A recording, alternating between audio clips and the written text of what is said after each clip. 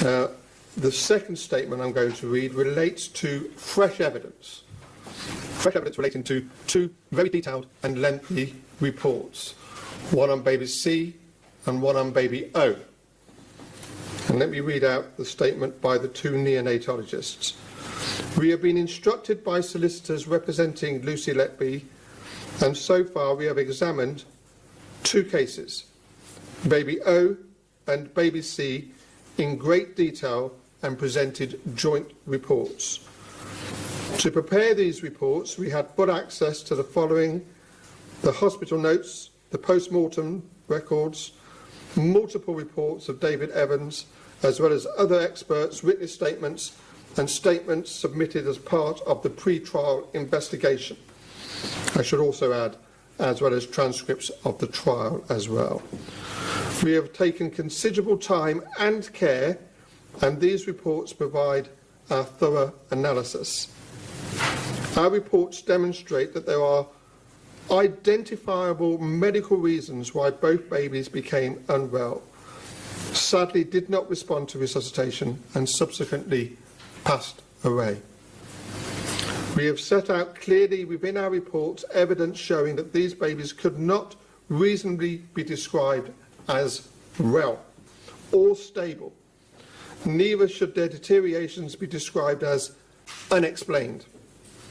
Our reports contain careful, justified new evidence which has not been presented before, either in court or as part of previous examinations of these cases by multiple sources.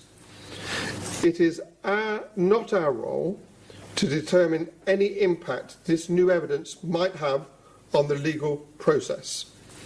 Although some of the medical information within the reports is complex, it is possible to draw clear and sound conclusions which we believe will stand up to scrutiny. In this respect, we are completely happy for our reports to be subject to appropriate independent expert critical analysis. We have provided evidence that baby O died due to issues relating to the resuscitation. Baby C died due to problems caused by failing placental function at the end of the pregnancy. We have seen no evidence of deliberate harm to these babies by anyone.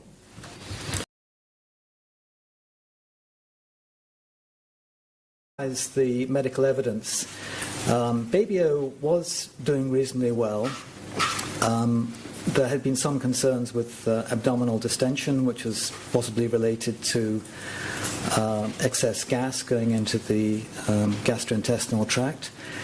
The baby had an apnea, and the medical staff, an apnea is a pause in breathing, and the medical staff responded to this by intubating the baby, placing the baby onto a ventilator, and the baby was not unwell particularly, but it had an apnea, but they placed the baby on a ventilator and then put the baby on very high pressure settings.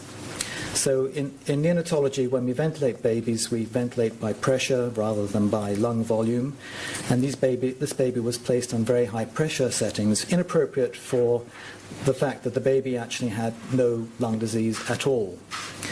So the baby was being ventilated on very high pressure settings. Again, the nurses were concerned that the medical staff had actually left the unit. They then came back.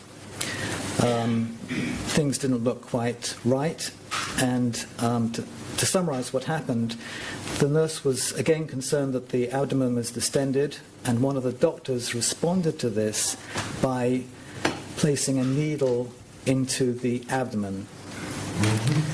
So they directly aspirated the abdomen, and they chose to use a point which in medical parlance is called McBurney's point. This is a description of the point that is used for performing an appendectomy.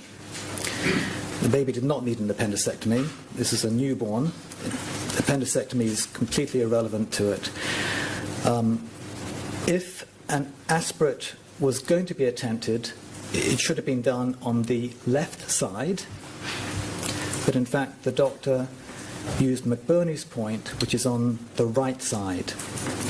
As I have already said, the baby was on very high pressure settings, and this is confirmed by an X-ray of both the abdomen and the chest. And the settings were so high that the baby's liver was pushed right down into the pelvis. So when the doctor performed the aspiration of the abdomen, the needle perforated the liver. The baby was still being ventilated with a needle in the liver.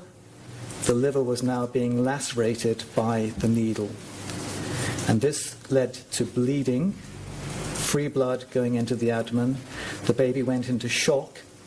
The shock was actually confirmed by a subsequent blood test which showed that the baby's hemoglobin had halved, and they were unable to resuscitate the baby, partly because they didn't realize what they'd done. Very short point. Okay, yeah.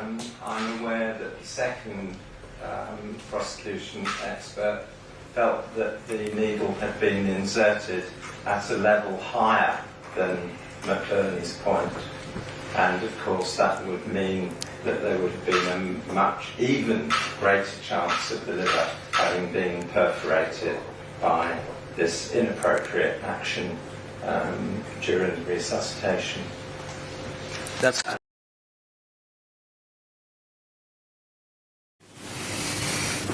Could I just ask Richard Taylor, you look visibly shaken and upset by what you've learned in relation to Baby O. Has this been something that's really shocked you? yes, yeah. What more can I say? I was very disturbed to read that report. Yeah.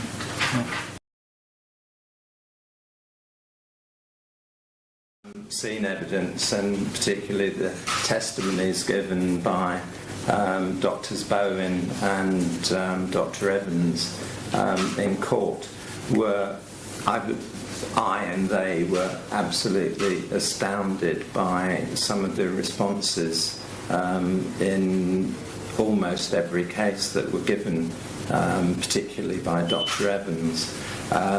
He seemed to me to have broken the rules of the criminal procedure rules by always completely refusing to consider any other diagnosis than that which was the only possible diagnosis that he had come up with.